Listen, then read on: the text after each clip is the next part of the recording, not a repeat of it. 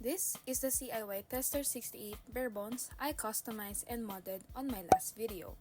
It's quite boring, so I decided to case frame it, and boom! Here's how it looks like. I spent 468 for the aesthetic, and let's mod it.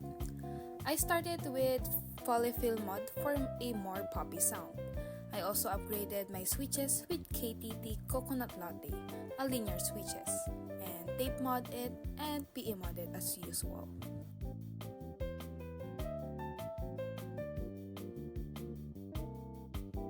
I changed my keycaps to purple to red and black Higanbana clones keycaps.